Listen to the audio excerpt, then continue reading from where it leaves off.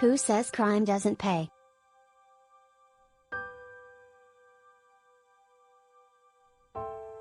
So-called hipster grifter Kari Ferrell, who scammed her way through Brooklyn in the aughts, working for Vice while writing bad checks, is set to make her comeback with a book deal.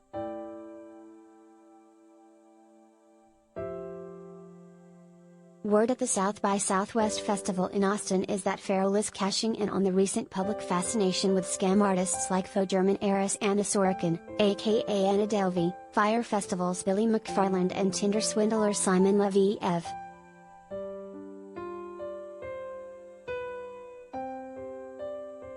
Sorokin is currently the subject of Netflix's hit show Inventing Anna, while McFarland was at the center of two competing popular documentaries from Netflix and Hulu.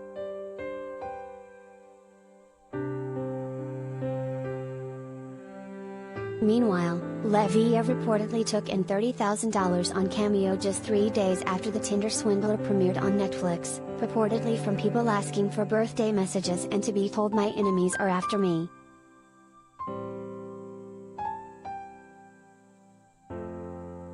The public can't seem to get enough of these hot young criminals. Grifters are hot right now, says our insider.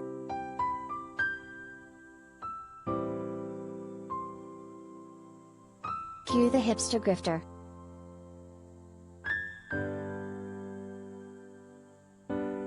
According to our source, there is solid buzz that Ferrell has managed to score herself a book deal and is in talks for a TV show.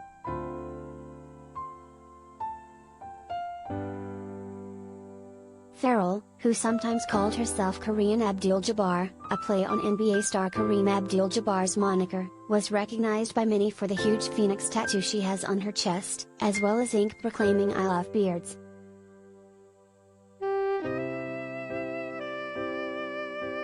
She was arrested for fraud in Salt Lake City in 2008, but skipped out on her $60,000 bail to move to Brooklyn. There, she scammed various friends and men who expressed a liking to her with bad checks.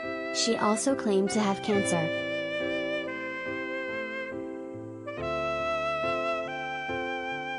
Ferrell worked for Vice briefly before the company discovered she was on Salt Lake City's most wanted list.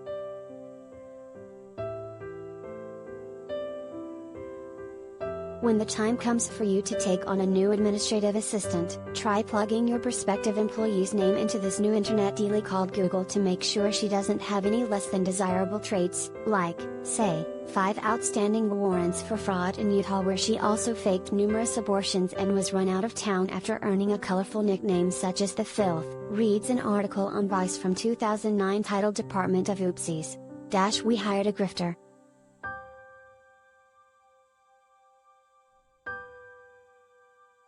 Ferrell was arrested in Philadelphia in May 2009. She was taken back to Utah where she pleaded guilty to forgery and an amended charge of attempted forgery. She was sentenced to 9 months in prison.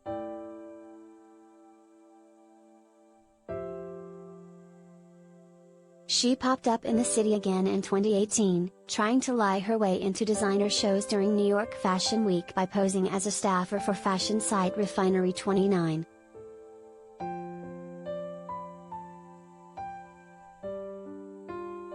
Ferrell has been Instagramming under the name Hot Doggone Jobs, based on two not suitable for work quotes that she became known for during her time being breathlessly chronicled by Gawker.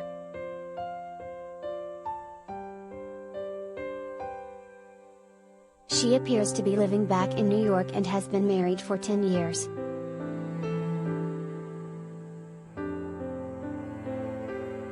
I've played a lot of characters in my life: adoptee, Mormon, felon, manic pixie nightmare, writer of good articles and bad checks, corporate lackey, inmate, sexual deviant, viral story, bad role model minority, the list goes on and on, she captioned a series of pics in January.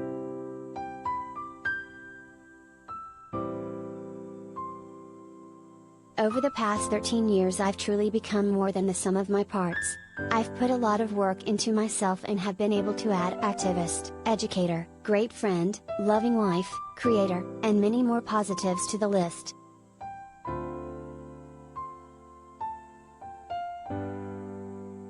She concluded, "2022 is about reclaiming my narrative, proving that people are capable of real change, and fighting to make sure others are given the chance. Stay tuned."